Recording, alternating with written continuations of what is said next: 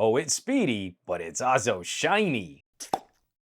Hey everybody, talking about the Poco F5. It's here in the Gadget Lab. Always a fun time checking out a Poco phone. This is one of those labels, we talk about Pocos as being flagship killers. As much as I'm gonna be talking about this phone, for me, what's exciting about using the Poco F5 is this is my first experience checking out the new Snapdragon 7 series. We're checking out the Snapdragon 7 Plus Gen 2, but I'm getting a little ahead of myself here because we've got a whole phone to talk about, not just the chip inside. I like this design language. I like these flat sides. We're looking at fun ways to try and spruce up the look of a phone, either through something that's really bold and kind of two-tone, or new design accents and elements that make this phone look a little flashier and a little shinier. A not radically dissimilar idea from where we were talking recently with the new Vivos, bringing a little style and a little panache to the mid-range. I really like this design. I really like the flat screen and the flat edges. We've got more phone to hold on to than some of our older Poco F series where there's more of a rail feel to the sides. This is to trick the fingers into making you feel like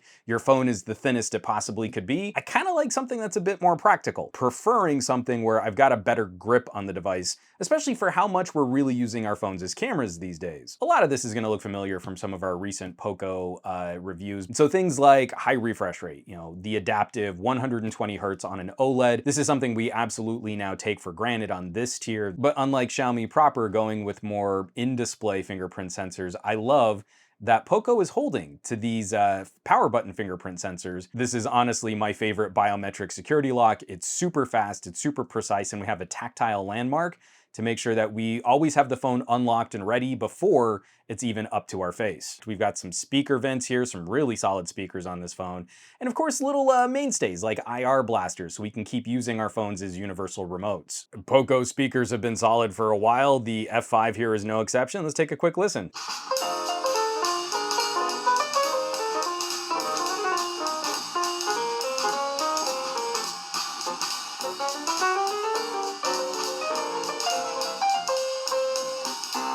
This is another generation of phones where there's a claim made about the haptics. There's a really nice, subtle haptic pulse. I want to say that the haptics here are a little bit stronger than some of the previous other F-series phones, but it's very subtle on the keyboard. It's really clear. It's really quick and it's very subtle when we're doing something like typing with some good action when we absolutely need the notification. Now, the last F-series I used also did not have SD card expansion, but we do have a dual SIM card slot down here at the bottom. The unit that I'm reviewing is the 12 gigabytes with 256 gig of storage. So especially for this mid-tier pricing, I think we're in good territory with an acceptable amount of storage. And of course, we've got the 5G, which unfortunately in my neighborhood, we don't have great band support, so I'm not gonna be digging too much into that. But I feel like Poco has recovered well from the transition to 5G. I think a lot of the phones that started us off on getting this little 5G label had to make other compromises that a lot of Poco fans weren't really excited about. And now I think we're in much better position to leverage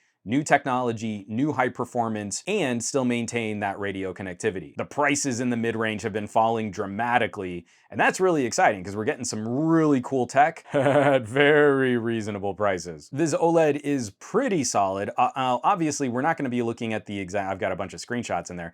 We're not gonna be looking at the exact same kind of brightness as a more expensive phone. So I took this phone out just to get some photo samples in really bright light. And setups like this, where I've got this was really well lit, but the sun is actually pointing at the screen as I'm trying to line up the shot on this little like bristle brush kind of plant.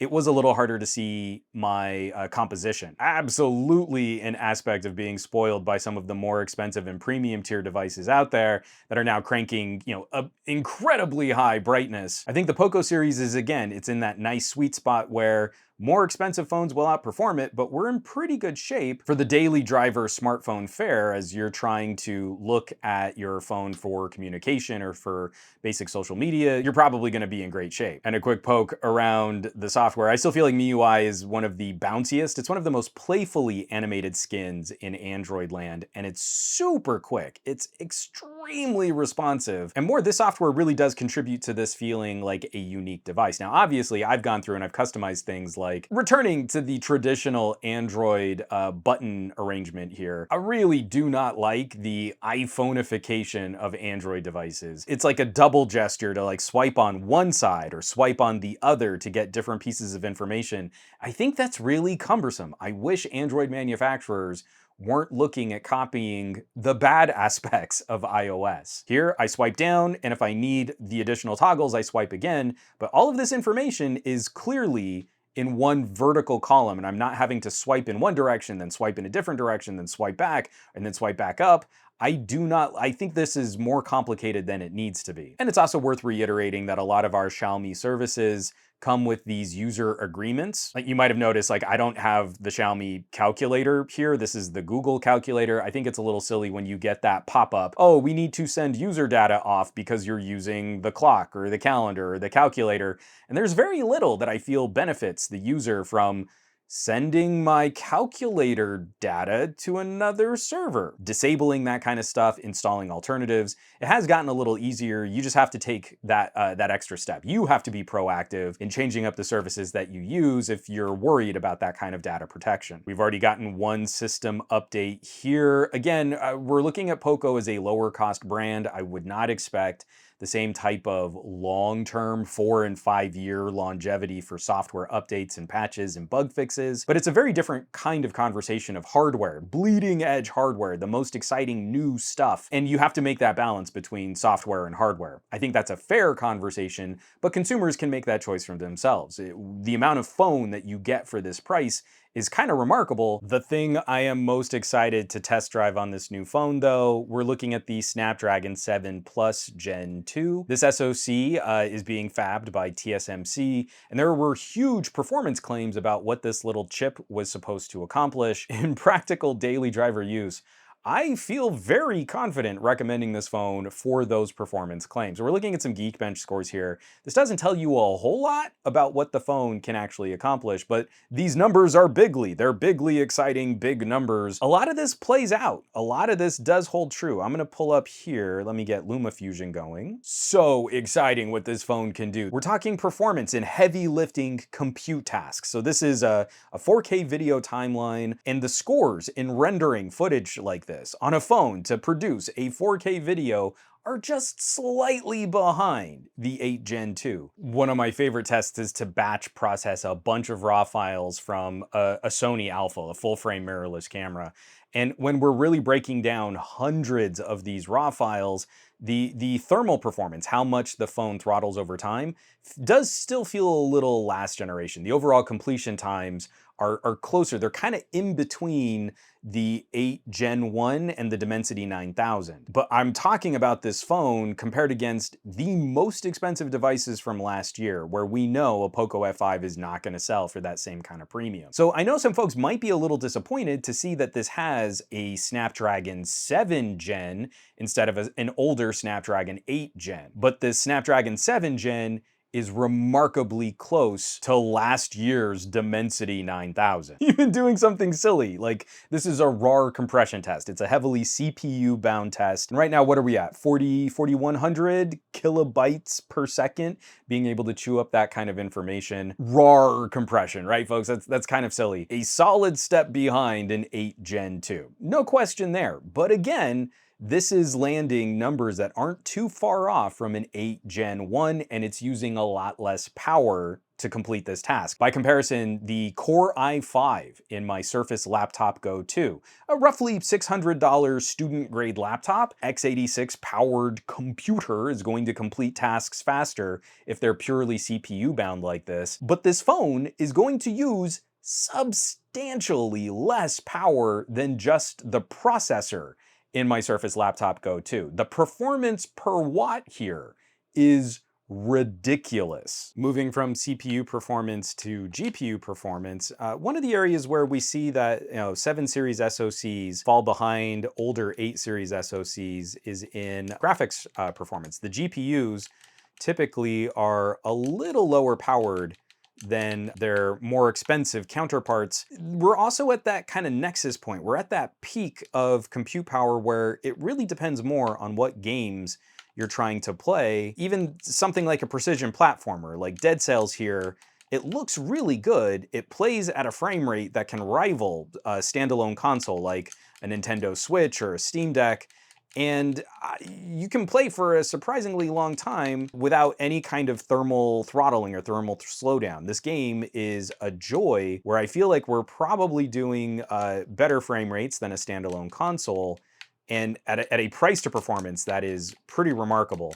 But the practical output here is steady. This is really good performance. I'm looking at a slightly older game here. This is Titan Quest, but this is another one of those games that could kind of run older phones into trouble. If we were looking at a year-old or even a 2-year-old flagship or premium tier phone, you know, maxing out all of the graphics settings, we would see spikes of performance, but we wouldn't necessarily see great sustained performance. And here, while we're not getting this thing to constantly go out to 120 hertz, like we're not getting that kind of gameplay, this game rarely falls below 50 frames per second, which even in larger open map areas for an older PC port, that's pretty significant. Again, it's why it's so important to look beyond just whether or not we're getting a good Genshin Impact frame rate. There are so many other games that we can be playing mobile. This is a really good example of how we can drive our phones and get more bang for our gadget buck. I usually show off a game like Alien Isolation, but on the 7 Plus Gen 2, unfortunately, Alien Isolation is crashing a lot. So I don't really feel like that's a fair assessment of what the phone can do.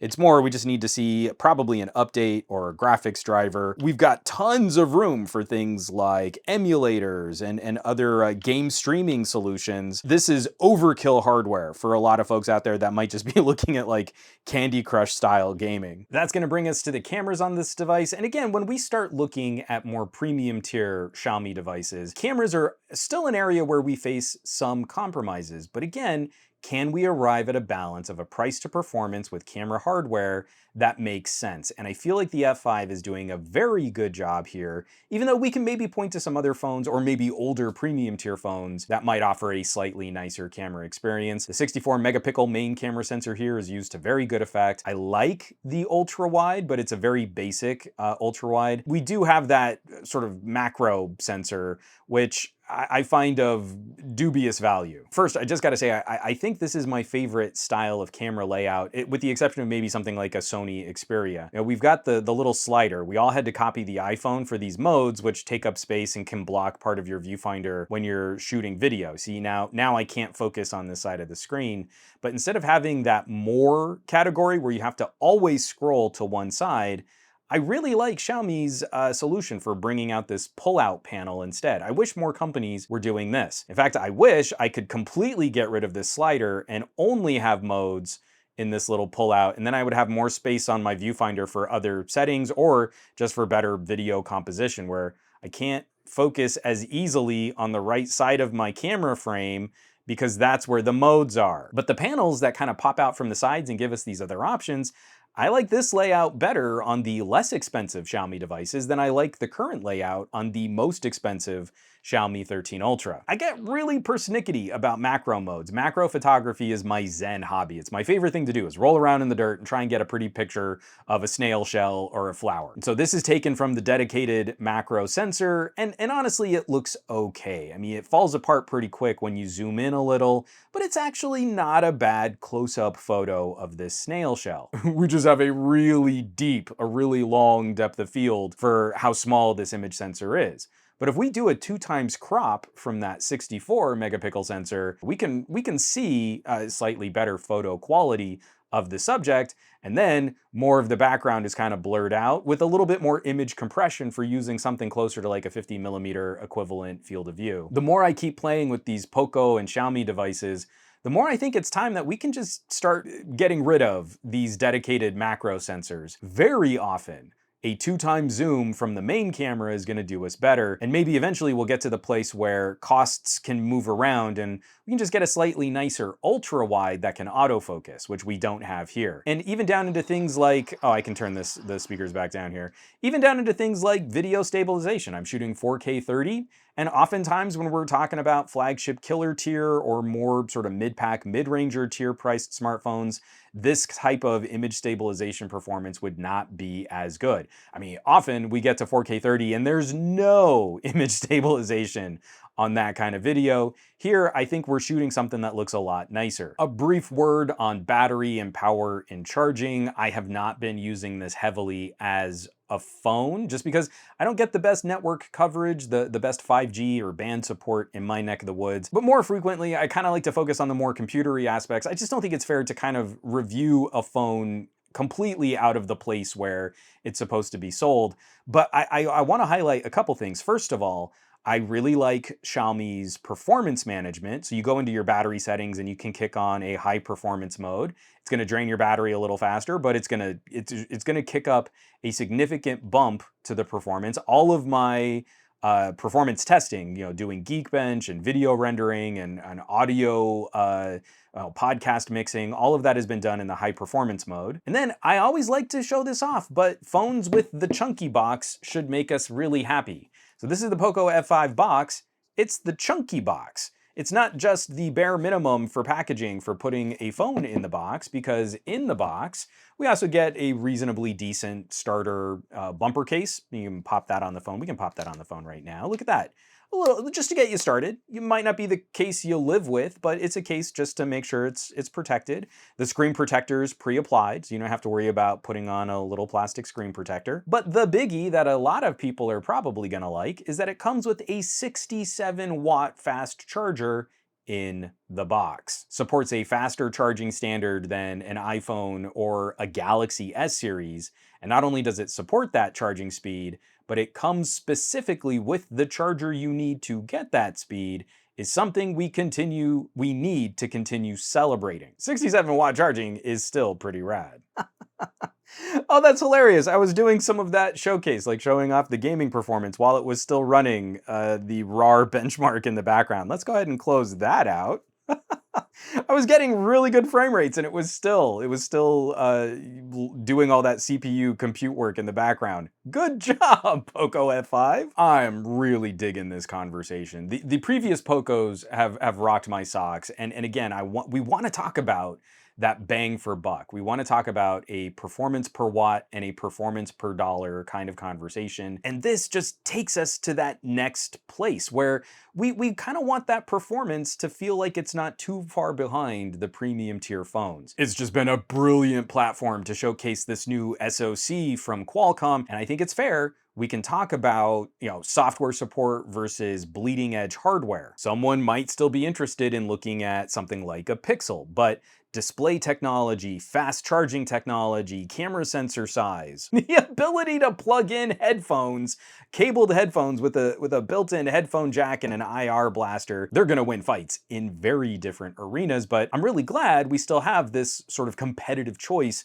between what people might value, what they might need, and what they might want. So I will, of course, leave some links down below where you can find more information on the new series of Poco phones. There's the Poco F5, and maybe there's also an F5 Pro out there, so it could be kind of interesting to see what some of those differences are. I just love this as the mainstream approach. I was really excited for this just to take that first spin with this new Qualcomm SoC. Definitely check those links below if you want more information. As always, thanks so much for watching, for sharing these videos, subscribing to the channel, and giving me some feedback. Folks who might be interested in some showdowns or comparisons, those comments really help, and maybe smash the bell icon when you're on your way down to leave that comment. All the support lately has been absolutely fantastic. If you're clicking on links, dropping comments, subscribing, hitting my home site, SomeGadgetGuy.com, or if you're joining the list of names scrolling by on your screen from my Patreon, that's patreon.com/SomeGadgetGuy. These people are the coolest collection of tech pals